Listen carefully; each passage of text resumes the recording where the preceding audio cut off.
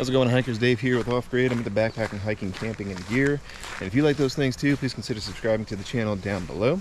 Today I am doing a very quick little day hike in my home state. And if you're thinking California, you'd be wrong, because I am born and raised in New Jersey. And actually raised in the northern part of the state. We're actually in the southern part of the state right now, visiting with family.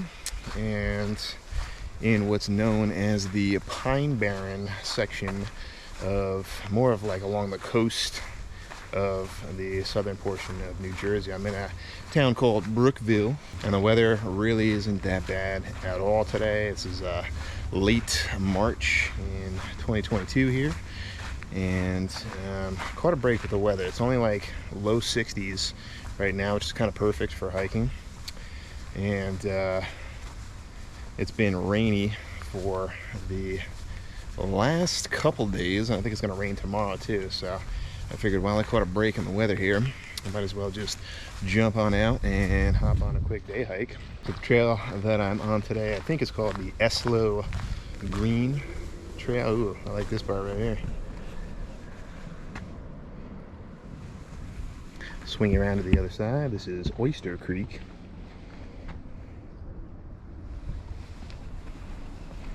And look at this in front of me here. Not too shabby. We got tree coverage kind of enveloping the trail. And it's not like a hardcore trail here. Anyway, this is called the Estlow Green Loop Trail, something like that. I'll throw it up on screen just because I'm not the best with names. But digging it so far, the total elevation, just check on my watch, is something like 72 feet, and it doesn't change much. It's one thing you got to notice about especially southern New Jersey, is that there really is no kind of elevation gains. It's just flat and goes flat for quite some time. So for the specs on this one, it's only about 3.25 miles, something like that. And again, like I said, no elevation gains or decreases like I'm used to in the mountainous west coast of California and SoCal. So it should be pretty easy. So I'm in the section that's known as the Pine Barrens, and I'm smiling a little bit because if you ever saw the Soprano episode where one of the guys ends up dumping a body down in the pine forest of New Jersey, it actually looks like that. That is actually legit. They did that on site, and that is pretty accurate. And the people that are from this location are known as the Pineys. It's actually part of the Pinelands Natural Reserve. I actually saw that on a sign just driving on the highway. So it's pretty cool to know that this region is protected, and it's starting to heat up a little bit. This is a relatively warmer winter, let's say, just across the board, it seems like, in most sections of the US. And yeah, I don't think these trees really change that much. Seeing a lot of green around me here, but pines tend to stay green. They shed their needles a little bit, but you're not really here for the tree lesson. I don't know biological stuff, but yeah, it's pretty cool out here. The trail is decently wide. This area is known for ticks though, so I'm kind of glad that it's not more bushcrafty, and it is a little bit more open, but definitely play it safe out there. We're getting to the time of year where permethrin is going to start to get busted out. Haven't done it yet, should have, but I got to spray all my stuff down with that good stuff. Might give you cancer, I don't know, but shout out to Dan at Backpacking Adventures. He was the one who I heard that joke from. He's probably not wrong. But you might not get Lyme's disease, but you might get cancer from whatever they end up putting into that junk. But let's see what the trail offers today. So yeah, not too technical so far. We've got some markers on the trees right here, so it's cool to see some blazes. I think there's a couple of different trails that are around here. You can go a little bit farther, which is nice, because if I like it today, I might end up coming back and just branching off a little bit more and extending the loop, so to speak. But I don't know if you saw it in the beginning portion of the video, but there is a lake or a pond. I think it might be a pond that's here too. So a little bit of something to see, which is nice. Let's see what else I can tell you about New Jersey for some quick facts. The only other thing I can think of right now, other than the main attractions, which are the lovely beaches that we have here. I have very fond memories of growing up at the Jersey Shore. You go down to the shore, is what we say here. Other than that, and probably Atlantic City, which is the closest to Las Vegas on this eastern seaboard. It's more of like a kiddie version of Las Vegas. Other than that, we don't have a ton, but this area in general is known for the infamous Jersey Devil, which is part of this book, and I think there might be a website on it that's called Weird New Jersey. But basically, the Jersey Devil is known as sort of like a chupacabra, which, you know, is like a fox-looking thing with some wings and some red eyes, a very evil-looking creature. And there are other things in Weird New Jersey that they kind of come out with, just like weird stories, tales, haunting type things. Not that this state is particularly known to be haunted or anything, but some cool stories on there if you want to check those out, if you're interested in reading fiction or not, depending on how you look at it, types of stories. So I guess today I'm following the yellow and green blazes here. It definitely branches out though. So the blazes are nice because it definitely keeps you on trail, which is more than I can say for a lot of the hiking trails I've been on in California. So it's pretty easy to follow these now that I know which colors to look out for. But the trail is branched in a couple of different locations already. So depending on how you look at that, I think it's actually a good thing, because it means you can extend it out, like I said, and potentially go on other trails. I'm liking it so far. It definitely isn't challenging. Like I had mentioned, it's pretty easy. I'm just checking my watch right now to know where to go, because I still have to turn by turn. Rocking that on my GPS, still loving it. Still not trusting my own instincts or the blazes, although I have to say, whoever maintains this trail, kudos, great job. I feel a lot more comfortable with these blazes, which have been quite frequent as well too, so it's good. A lot of times you might be on trails where you won't see one for a while, or it'll be faded or something like that, but this has been pretty nice, pretty easy going. A stroll through the hiking park.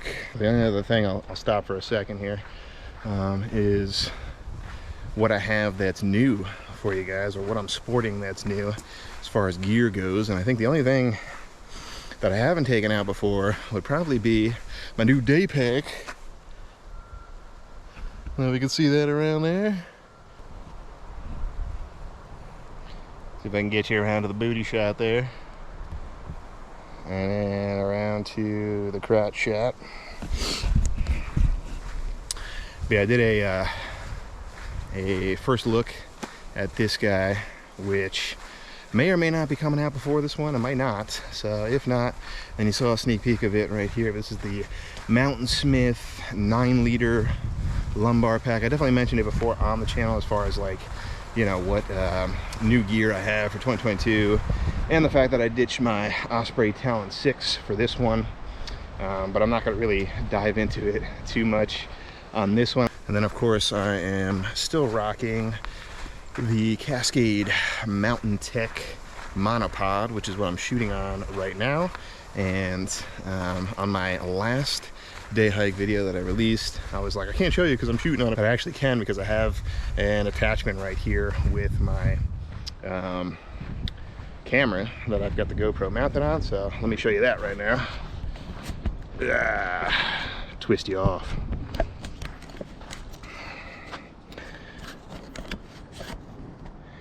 So this is it right here. Pretty standard from top to bottom. It's carbon fiber. It's got the cork handle, which I really like. It's going to mold to my hand over time. But this part up here is a little bit different. It had the little loop that kind of like came off. I just took that off. I'm actually trying that out for the first time today, which is trying out the trekking pole without the handle. I think that just kind of like got in the way. So I'm trying it without it today. But yeah, I'm really digging it so far. Let me show you this other piece that's on here too. This is just a separate attachment that's kind of like a magnetic clip that I bought as a side car type of piece from Ulanzi.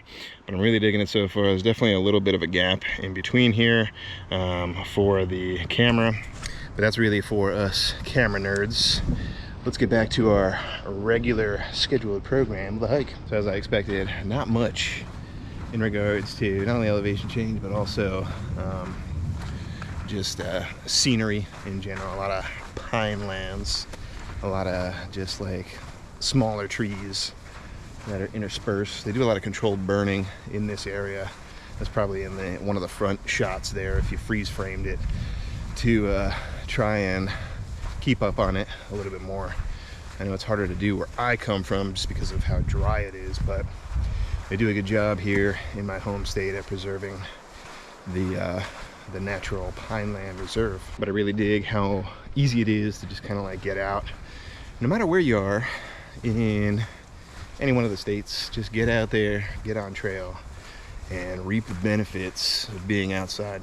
But I think in general, I was looking at the map on this one and I was like, oh, it's gonna be super easy because I'm just going around in a clockwise fashion around this little pond that we have over here. I was like, oh, just stay to the right, you know? If I'm going in a clockwise motion, just hug the trail as much as possible, which is pretty much what I'm doing. But I think there was one or two other offshoots that were in between there, so all trails might not be 100% accurate in this area just yet. It does seem like this could be a prime area if it was bear country for bears to kind of hang out, so I definitely would be more scared if that was the case. But while we do have black bears in Jersey, I don't think they're native to the southern area over here. Definitely wasn't on the trailhead board, so if they didn't warn me about that and I get eaten alive by a bear, then they need to update that info at that trailhead.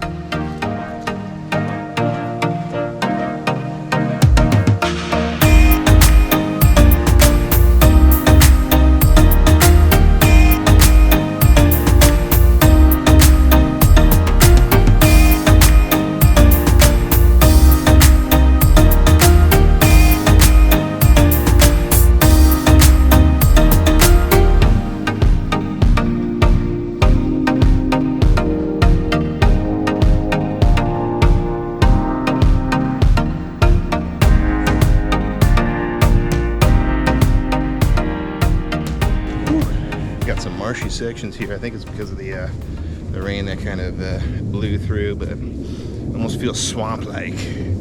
Although I don't really have that much humidity on today's hike, which is good. It's another thing I can mention about New Jersey is we get our fair share of humidity, usually in the I guess spring through fall months. So we're kind of on the fringe right now, but got a little bit of wetness. Let me show you what I'm working with here. Just on the ground, it's not too bad. I'm able to kind of maneuver around it here, but not surprised with the amount of rain that we got in the area these last couple days. I don't know what's going on, but the blazes changed color and my watch seems like it's going sort of in parallel with where the trail should be, but it's like just off of where it needs to be. So I'm freaking out a little bit about that because I hope I'm still on the proper trail here. It seems like I didn't see where the trail would have split off, but what's weird is that I'm still going pretty much in parallel with the trail. Like it hasn't branched off and gone into a crazy different direction. And then every time I'm looking at my watch, it's saying that I'm either off course or on course. So could be the clouds, could be the little bit of tree coverage that I have here messing with the satellite reception, but I'll check back with you to see where I am in a little bit. Okay, either GPS tracking is not super accurate or my watch is just bugging out. But not the most accurate right now. I took a turn down yet another color blaze that I thought was leading me in the right direction, but I think it was pulling me further in the wrong direction, which is weird because I know that I have the pond or lake or whatever on my right side now. I think I'm seeing the end here, but I didn't really get the views that I was looking for. So I think what I'm gonna end up doing is going down to where I started to see if I can get any more views of this pond here. Maybe I took a wrong turn. Seems like I'm back on track now. So through the weeds and through the forest. Definitely gets scary when you start taking wrong turns or thinking that you're taking wrong turns, or the blazes change color on you. So different things, different bits of information that kind of threw me off on this one. I'm also spotting a lot of these, almost looks like drainage cutouts here, possibly to preserve the trail, but I'm also seeing private property signs up as well. So I don't know, there's actually a lot going on back in this area, which is cool. So here we got the pond is right over in that area, and that's what I thought I was going to be kind of walking along for the final mile or so, but pretty much at the end here, and didn't get those nice water views like I thought I was gonna get.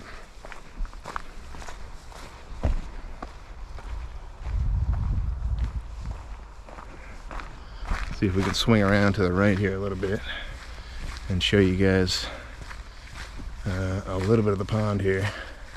So I'm really wondering if that other trail that I went on would have eventually gotten me up closer here to this water view. But it's kind of a bummer. I feel like it's kind of a missed opportunity that they didn't, or maybe I just missed it, but it seems like a missed opportunity that they didn't cut a trail right along the water here. Looks like we got a lodge here called the Cedar View Lodge.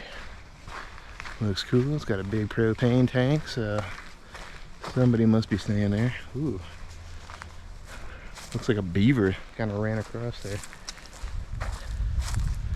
And we got a little gravestone right here, so I don't think I'm gonna go any further, especially if somebody's staying here. It doesn't look like anybody is, but we got a nice little barbecue over there. But I think this is as close as I can get over here. Well, let me wrap around and see if I can get closer a little bit further up on the trail. I don't think this is private right over here. And then I'm seeing a blue blaze, a very faint blue blaze over here. Swing around, show you, right up on this tree. So maybe this was a trail at one point in time and it got repurposed. But here are the stone pillars here, so looks like a gateway for the lodge, I guess. So it seems like they're continuously doing work on this surrounding area, which is cool. Definitely opens up some more hiking trails that you can go on. And now we're back out to, I don't know if that's a visitor center or welcome area or what, but it's a pretty big place. This is sort of where I started basically right down there. See if I can get closer. It says no canoe launching. Saw a lot of no hunting signs as well, so all you hunters got to stay away. But this is a cool little house they have. It looks like they're renovating that as well. You got Penn's Hill Trail and Macri Trail, it says over there, 8.5 miles. And then as I thought, I got a couple of runners starting out the trail over there. Seems like it would be a really cool spot for trail running as well. Very covered. You got a lot of options as far as the mileage that you want to do. But yeah, this is the view right here. I think the best view that I'm going to get here is right at the start, which is kind of a bummer. Like I said, I came from more like back there to finish out, and I really thought that the trail was going to basically hug the water line over here, and it really didn't. But other than that, really great getting out.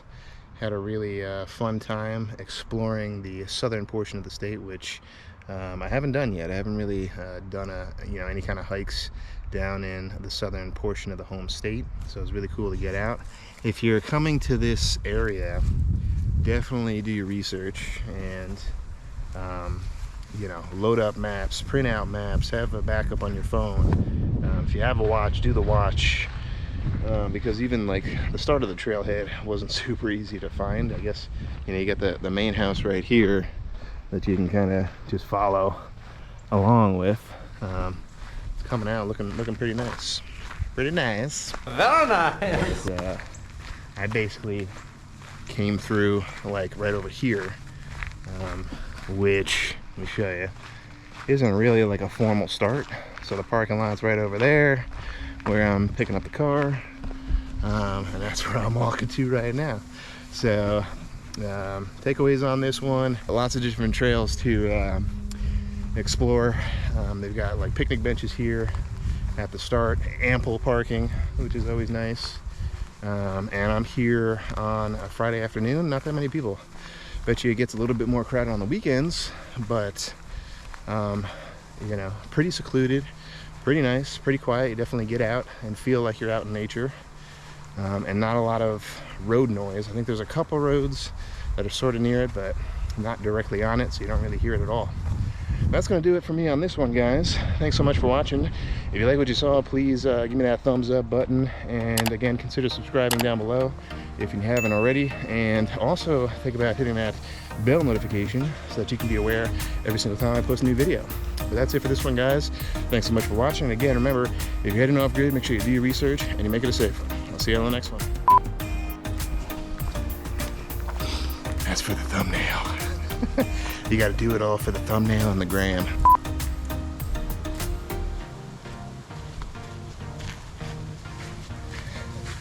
Such an idiot.